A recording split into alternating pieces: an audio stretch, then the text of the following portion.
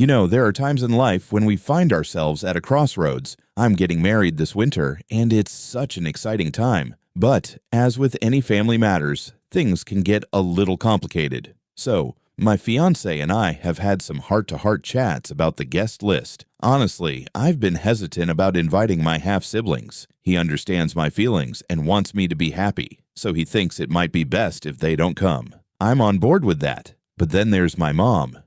She's really upset that we even considered not inviting them. Ever found yourself in that spot?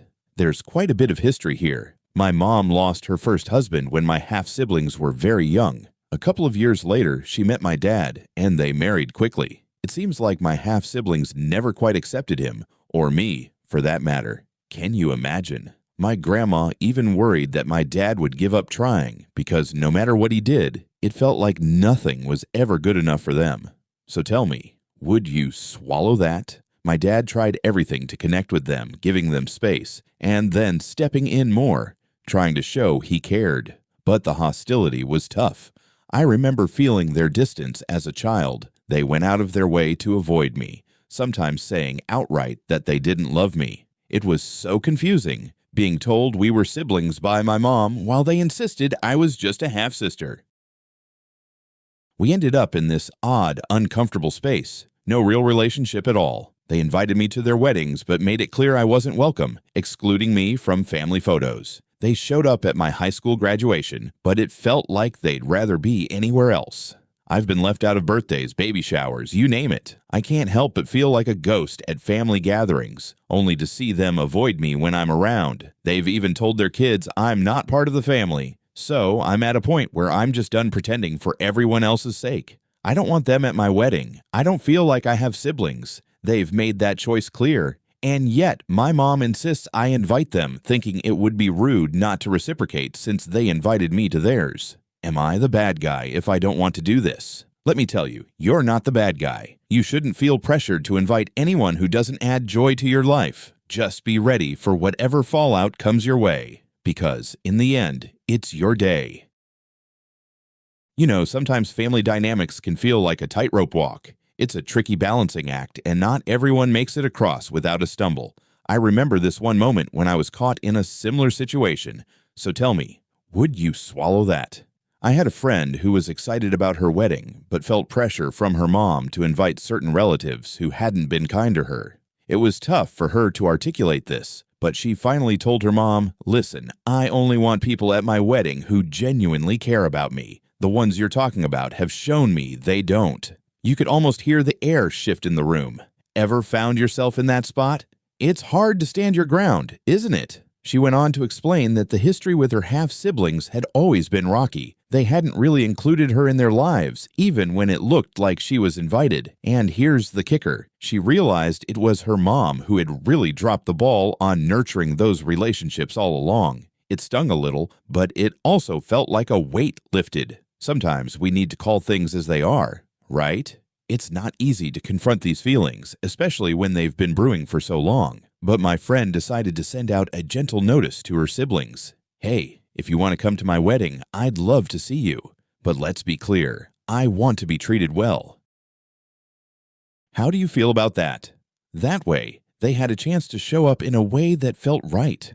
Or not at all. And I think back to a time when family gatherings were just about celebrating new life. I was thrilled to meet my nephew after his birth, and my joy spilled over when I shared a photo on social media. But I didn't realize my brother hadn't yet made the announcement to everyone. The fallout was surprising. He sent a flurry of messages expressing his anger about sharing the picture, and I was left reeling. Did I step on a landmine without knowing? You know that feeling, right? In the end, it made me reflect on how these moments shape our family stories. They can build bridges or create walls, and often it feels like we're just doing our best to navigate the path. Just remember, communication is key. Sometimes we need to say what's in our hearts, even when it feels uncomfortable.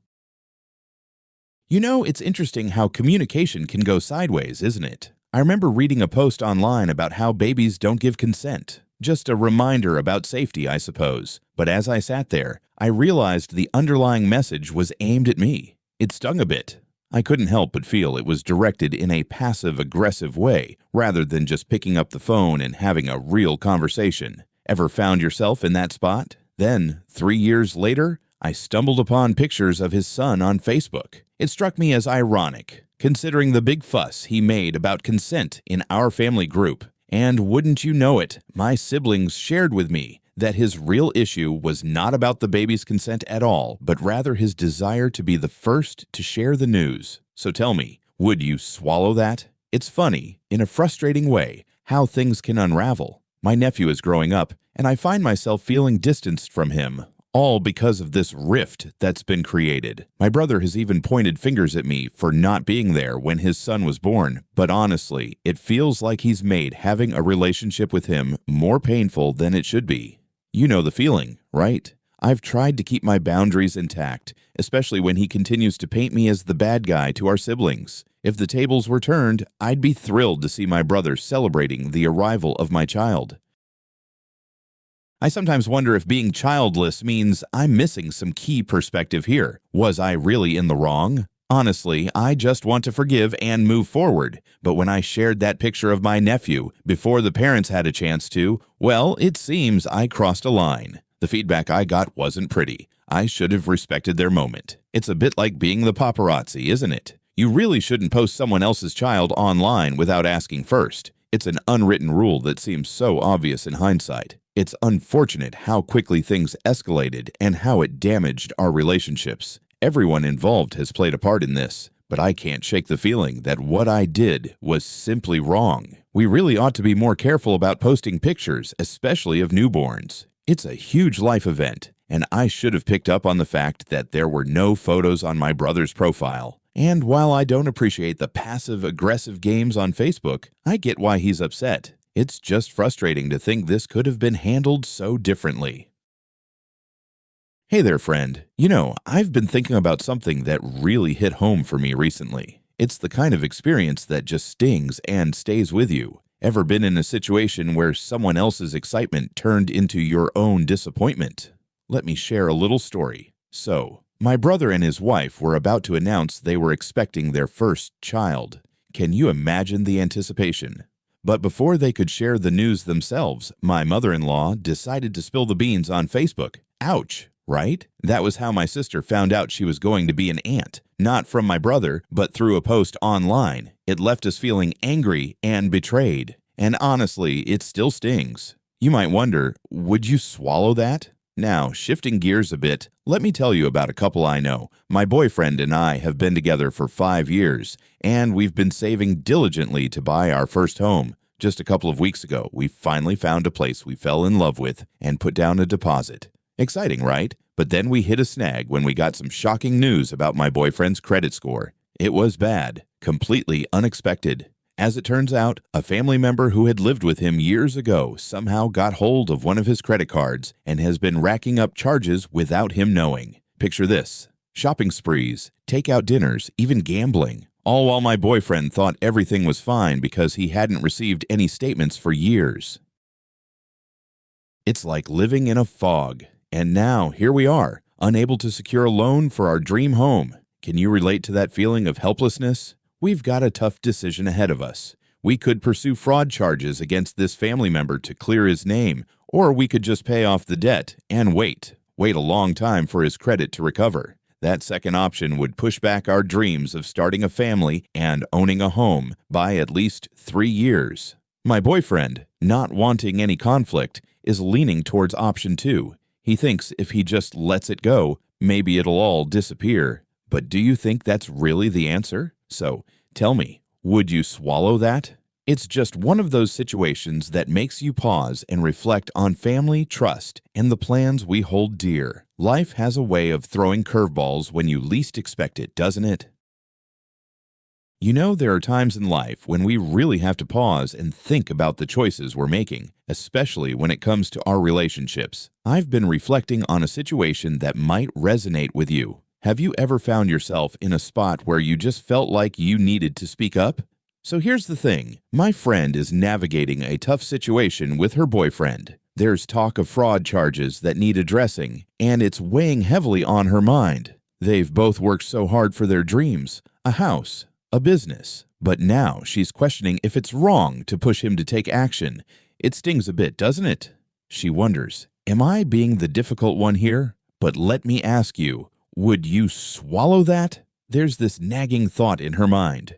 Is this really the kind of life she wants to build with someone who seems willing to overlook the issues? I mean, he's ready to pay off a debt without even confronting the person responsible. Can you picture that? It's like setting a precedent that says there are no consequences for poor choices. And what happens down the line if that same person does it again? It's quite the dilemma. She's also wrestling with whether this person might have had permission to use the card, but deep down, she knows that trusting someone who's not financially responsible can lead to heartache.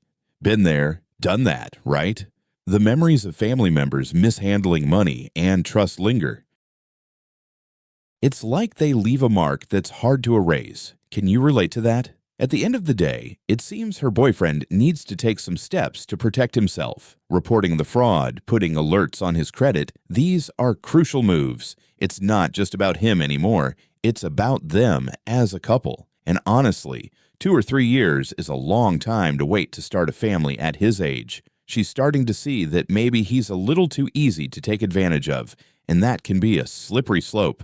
I can't help but wonder, will he always let people walk all over him, even if it impacts their future? It's a tough question to ponder. If it were me in her shoes, I'd take a long, hard look at whether this is the kind of partnership I want. Speaking of partnerships, just last week, they returned from their honeymoon, but it seems the family drama isn't quite over. She married into a Filipino family, and she made a beautiful gesture wearing both a red sari and a traditional wedding dress to honor their cultures. She even told her mother-in-law she'd be fine if she wanted to wear a white terno. It's fascinating.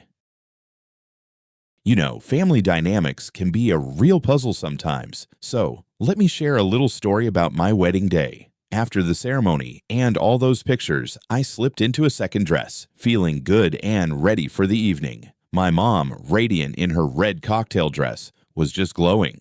Then out came my mother-in-law in a white sparkly cocktail dress that honestly looked like something straight out of Vegas. So tell me, would you swallow that? Right away, I felt this wave of annoyance wash over me. I could hear my bridesmaids whispering, sharing the same sentiment. My husband, ever the supportive partner, asked if I wanted him to confront her about it. I hesitated, hoping maybe it wouldn't bother me so much, but deep down it was eating at me. It felt like she was trying to steal the spotlight, making my special day feel more like a competition than a celebration.